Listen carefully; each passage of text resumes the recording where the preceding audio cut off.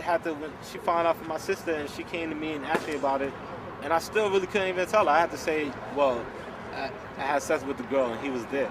And that was my way of telling her that, yeah, it happened. You know what I'm saying? But that's when the initial conversation, and this is like 2 weeks before we left. It was something I was under. I couldn't tell my mom. I didn't tell nobody. It was something that held me to not say nothing. You know what I'm saying? Because I looked up to him as my dad, because I looked up to him as the person that he was. I thought he was a God figure. I thought he, you know, and all those reasons, like, you know, I'm trying to like see why is this going on? What's the significance? I'm young. I don't even know what really into sex, and I don't even... Why do you think he's locked up for 135 years, underground 60 feet, in a super max penitentiary with no one with a case likened to his own, amongst cannibals? Not because what you think he should be locked up for, why you think he's locked up. Well, I mean, to answer your question in the way that I think you're asking it, you know what I'm saying? Because one, you have a black leader that was getting black people together and was building a sovereign nation. Tell me if this is something you believe. That's not what I want to hear. What do you personally believe, dealing with the facts of the matter? Not denying you of your experience, but based on what we all know, what is necessary to lock a person up when you accuse them of these type of things. What I know from history is that whenever you have a black leader that's uplifting the people, that's doing something for the community, that's bringing people together, and that's building people and elevating people, then they get taken down. You know what I'm saying? And he wouldn't have been taken down, and he hasn't been taken down until they found something to take him down with. If he threw everything away by molesting kids, did he really care about everybody else? This is what I have to live with. I have to live with how do I come across the people that's in the knowledge and even vibe with them and talk to them on a regular level, and people looking at me one way. Nah, that's all good. You can always come to a class of ours. That's cool, but you know what I'm saying. But it is. But see, the thing is that it don't make you a bad person. At the end of the day, people's always gonna have his word over anybody else's word, because that's all they know. You know, at the end of the day, he's locked up, so obviously they took y'all word over everyone else's. It doesn't matter, like I told you, if we say he's innocent, when he's still locked up in prison. Y'all word accounted for everything. Well, I can't go back. You know what I'm saying? I can only face what's in front of me. And everything that's in front of me, I see people that's being misled. I see people that's under the impression, and even though... Being misled by what? Because people are saying Doc is being railroaded? That people are saying none of this has to do with the case as far as the government is concerned? The government don't give a damn about the accusations? Saying that are you hearing what I'm saying? You got people saying that kids haven't been molested. I can't see what you're seeing. I can't see I know what happened to me. I know what he did. I know what kind of person he is. You know what I'm saying? So what kind of person he is? That's the question I want to ask you. What kind of person is Dr. I mean, you get what you see. You get what you see. Tell me, but who is he to you? What people didn't see is also... I ain't asking about other people. I want to know about you personally. I want to get into your mind. I want to know, what is he to you? Who is he to you? Who he is to me? Right now, he's somebody that did a lot of things great, but had his flaws, and it didn't correct those flaws. And he had years and years and years to correct those flaws. He didn't correct those flaws. Now I came back, and now he's incarcerated. Should he be in there? Should he be out?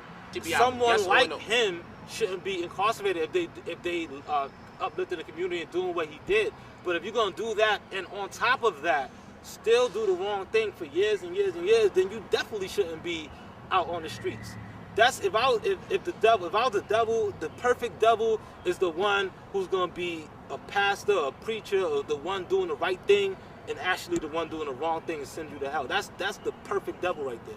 If I was a devil right now, I'd be telling you to do the right thing. I'd be telling you to live your life this way, and I'll be sending you right to hell. The devil knows the gospel as well as any pastor or preacher.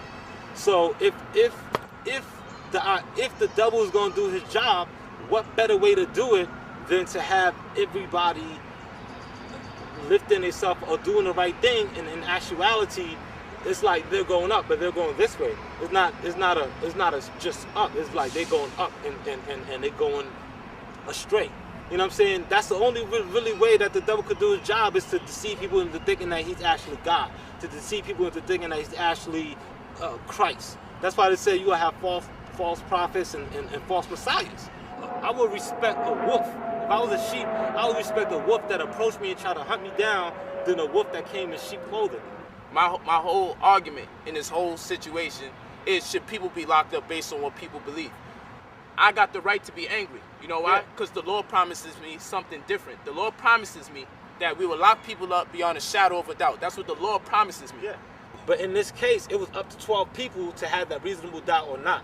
And those 12 people make the decision. It's not. So what's the point? If you want to fight for it's your matter of opinion if you would have fight took for the it plea for or not. another reason. Don't fight for it because he's innocent of a molesting kid. Let's say he molested 1,000 children. Factually. Okay. Genetic evidence and everything.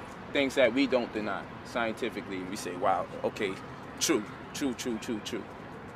If someone was to ask me, would you still worship him as your Most High, acknowledge him as your Most High God? I would have to. I don't identify with everything he does there, much like I believe most Christians don't identify with everything their God does, because it says their God is a jealous God. And some Christians would tell you it's not right to be jealous. And some would tell you that, you know, it shouldn't be vengeful, but in the Bible it tells you the Most High is a vengeful God. And it tells you you shouldn't hate, but it tells you that God loved Jacob and he hated Esau. You know what I'm saying? Yeah. It's the difference between being a proud Nubian and saying that he's innocent. Okay, that's two different people. I could be a proud Nubian because I was born in Nuwapu, but it's two different kinds of people.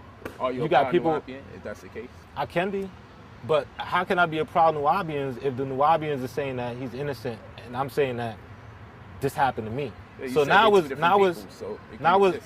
is. You see how we sitting down talking. That's. But see, the thing is that, you know, now is my word against the master teacher's word, and whose word is they gonna take? I know one thing the master teacher always taught is that when you're looking at the sides of the truth, there's his side, her side, his or her side versus his or her side. But really, in actuality, it's just the truth. Your side, their side, and just the truth. There's only one truth.